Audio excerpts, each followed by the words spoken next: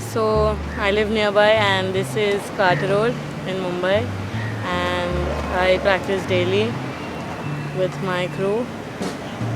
I learn from them. They are really old skaters, and I am very grateful for them because I get to learn from the people who brought skateboarding in India.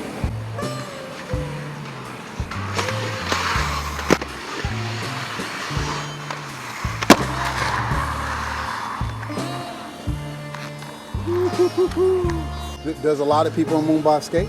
Yeah, there's a lot of people. Yeah. And this skate's called aggressive skates. And now there are many aggressive skaters in India who was growing up. What do you know of MMA here in the country? So I don't know much about MMA over here in the country because as we know that some cultures like cricket, football, skateboarding, like I know, but I have not heard much about MMA in India. Do you know of any MMA fighters in the world? Could you name any? MMA fighters? No, I don't think so. You heard of Conor McGregor? Yeah, I've Khabib? seen. Yeah. I don't remember. What about you? What do you know of MMA? Nothing. Not No much? idea. Have you heard of MFN? No. Matrix Fight Night? No. What about, do you know who Conor McGregor is? Yeah, well, I've seen him on the reels. So yeah. What about Khabib Nurmagomedov? Yeah, I've seen him. They both had a fight. Yes. Yeah, I've seen.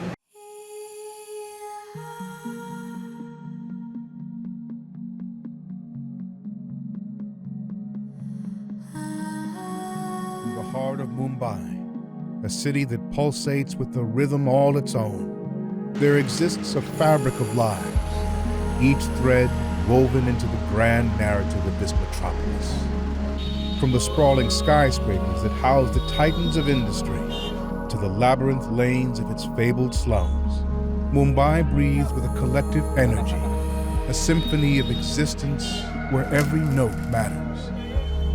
Here, the soul of Bombay is not defined by the glitz and glamour of Bollywood, nor by the sprawling estates of the elite.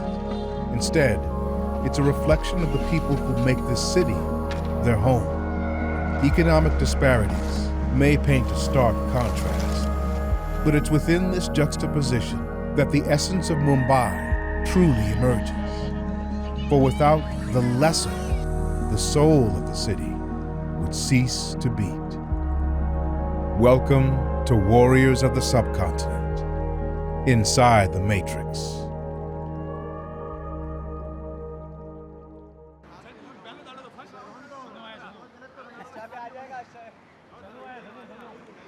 Kame, Abka, video, le sakta hoon? Yes. We are downtown side of Mumbai city.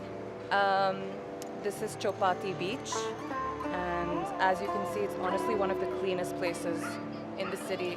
We have, families come out here, play, have a good time by the water. It's relaxing. Just a good way to start your day.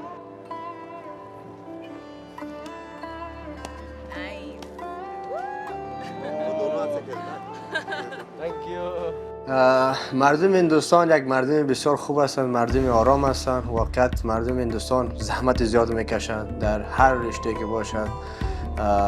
همیشه ما در اینجا که مدت چقدر وقتش میشه که زندگی میکنم، زحمت بسیار زیاد مردم هندوستان میکشند و با کسی کار ندارم، همیشه در کار خود مصروف هستم. و من خودم شخصا در هندوستان که زندگی میکنم بسیار خوش هستم. اینجا مردم و شما با من رفتار بسیار خوبی میکنن. من بسیار از مردم هندوستان خوش هستم.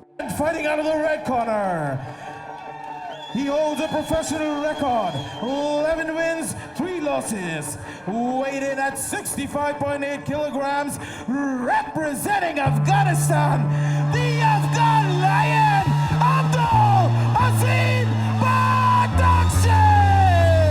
When it comes to representing their people, look no further than MFN featherweight, Abdul Azim Badakhshi. Oh! What an interesting transition! Wow! That slam has hurt Marcelo. He's holding on to his stomach. Something has happened to Marcelo for sure. Oh, he's holding on to his stomach. There, he's done. Marcelo is done. It's over. It's over. Known as the Afghan Lion, Badakhshi is a standout figure in representing his nation in the sport of mixed martial arts. Originating from Afghanistan, Abdul has rapidly become a prominent superstar in the subcontinent. Abdul pressuring his opponent. Oh, big right hand here. Oh, he's out! He's out! Wow! With a formidable record of 13 wins and 3 losses, Badakhshi's prowess in striking is noteworthy, as evidenced by 10 of his 13 victories ending in TKO or KO. He is, I believe, the biggest prospect coming out of our side of the world. You know, the guy comes with the skill set and the support to back it. You know, he's not much of a trash talker. He quietly comes, does his job like a silent assassin, and I love that about him, you know, because he gets the job done every time. Azim's journey faced a setback over a year ago when visa issues, due to turmoil in Afghanistan, forced him to withdraw from the road to UFC 2 card, thus missing an opportunity to potentially secure a UFC contract. خب ما 1 ساله که از مسابقه دور بودیم، از تمرینات دور بودیم.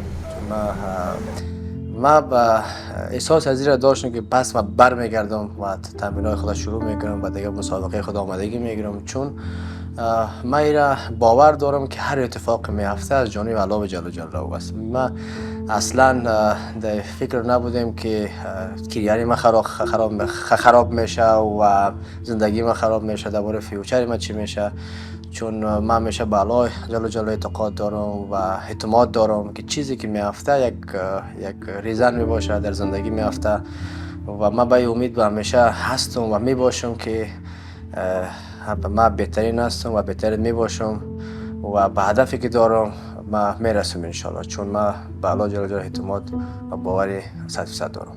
He came from Afghanistan, and that was around the time the Taliban actually took over his government.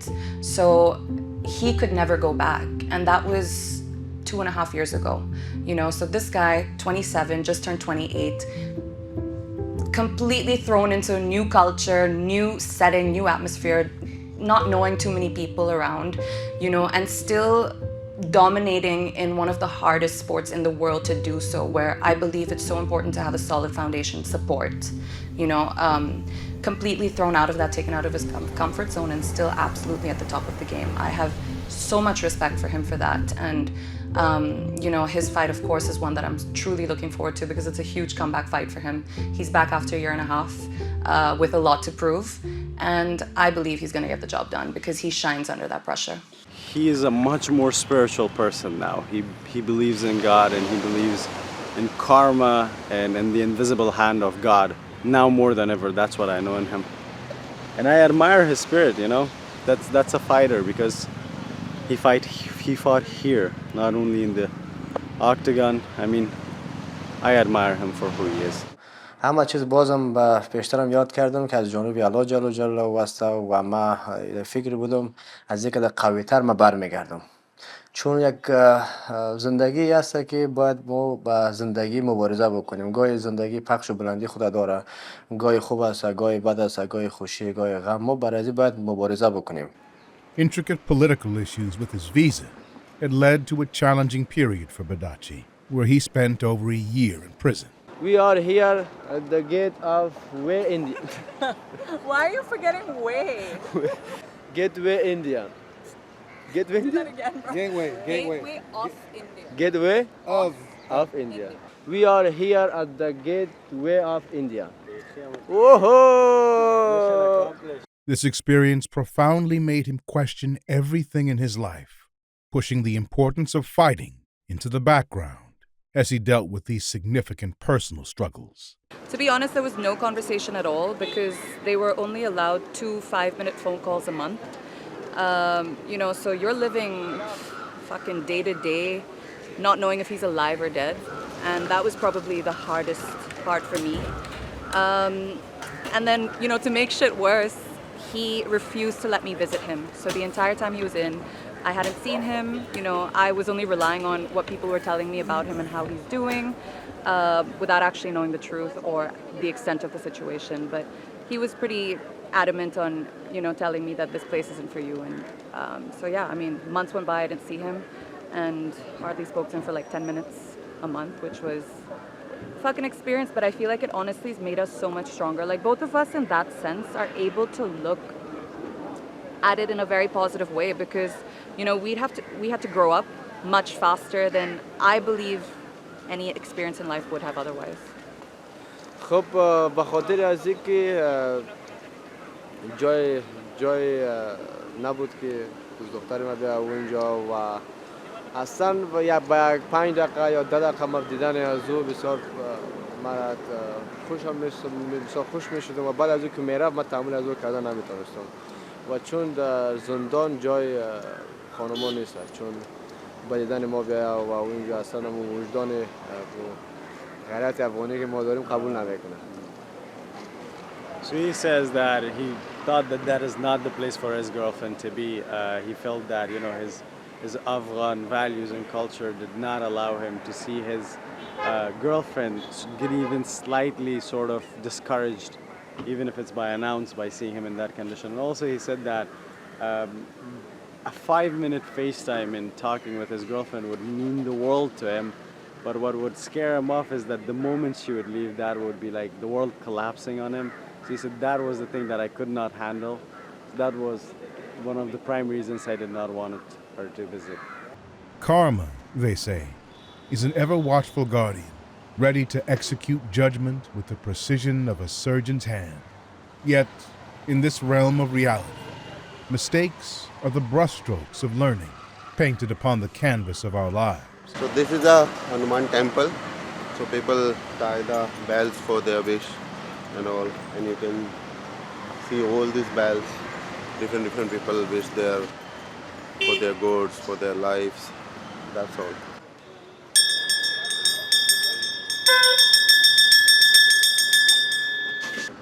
It's like a holy vibration kind of thing. So when you ring the bell or whatever you can say, so it's directly connect to the God. As Indians, we are strong believers in karma. So if today I have to clean the streets for a living, I don't consider it, what kind of a life is this? I don't moan about it. It's my karma. Maybe I did something shitty in my past life, so I have to pay the price this life. But my next life is going to be amazing. I'm going to be the queen of somewhere, you know. And so the biggest thing that I love about my country is that by and large, people are very positive. There's a strong belief that there's a better tomorrow out there for you, and by and large, people are very, very God-fearing. So you know, you always have the fear of God, the love of God. If you've been here for a while now, there's a little temple or a little mosque or a little church, every street corner literally. It could just be a little chapel, it could just be a light, you know, an oil lamp burning in a corner. It doesn't have to be like a mega construction or whatever. But the belief in God, the spirituality, belief in karma, I think that's at the core of every Indian. And I think most people live their life by that, honestly.